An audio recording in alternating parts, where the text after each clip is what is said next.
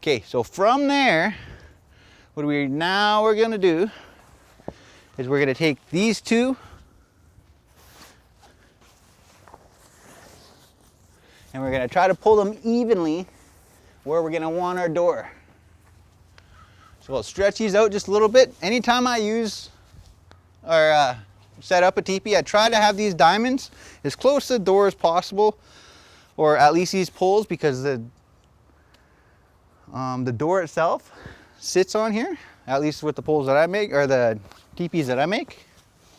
But we can also bring it closer in.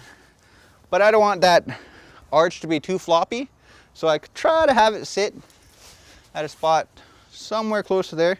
So I'm going to now go grab some pins, and we always start with the door and the one at the very back, and that kind of gives us the shape that we need. So if we pull those nice and tight and the one at the back, then we can go all the way around and it's a nicely shaped cone.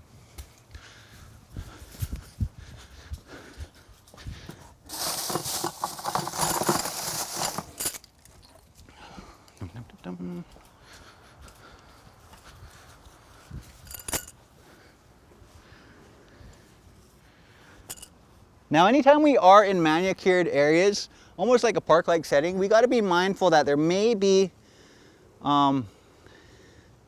water down below, like the sprinklers. So we got to be mindful and just gently try to push as far as we can without hammering away. We don't want to puncture this the water line, you know, get ourselves in a little bit of trouble, or you know, damage our teepee. This teepee has actually been sprayed, so it is waterproof. So as you can see, it's ballooning a little bit. I have to be mindful that that rock is there for how we set it up. So I'm just gonna come this way some, and we can manipulate those ones over there. And I'll just tap this in a little bit.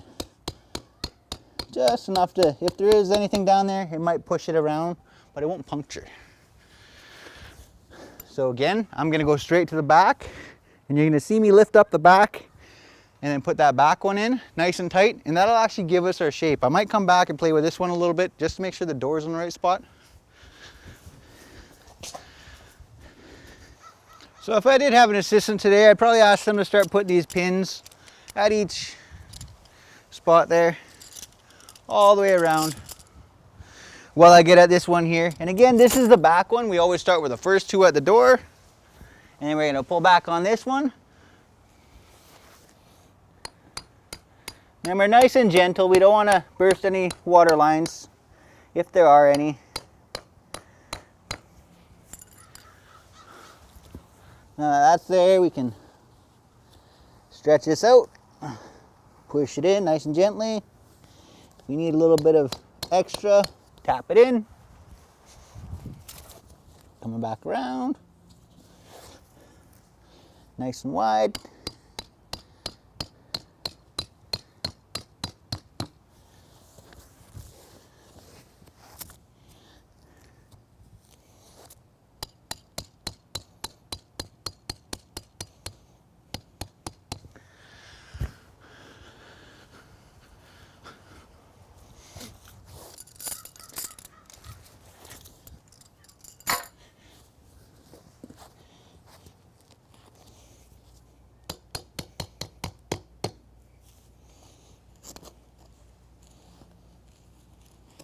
I think we found a rock or something here.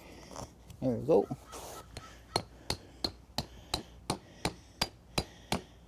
And if we do feel something like maybe a rock or possibly a line, you know, just nice and gentle, it'll probably push it aside and we won't have to worry about puncturing anything. But if we drive it right down, we might have a wet mess. So just be mindful. Again, these last two here are for smoke flaps.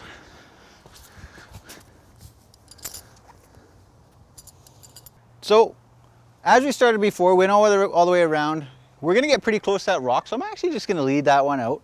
It's not gonna mess with it if we just leave one or two pegs out. Same as in this area here, we got a little bit close to the walkway.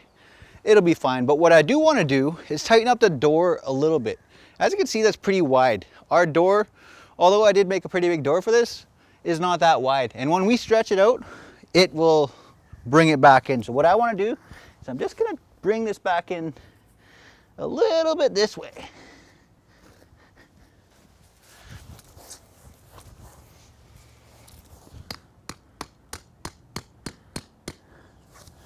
Then I can go back to this one, pull this wide.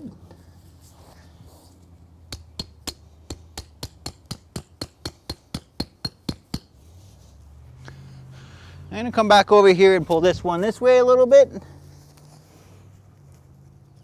Remember, when we're pulling on the door, we want to pull it outwards too, not just back inwards.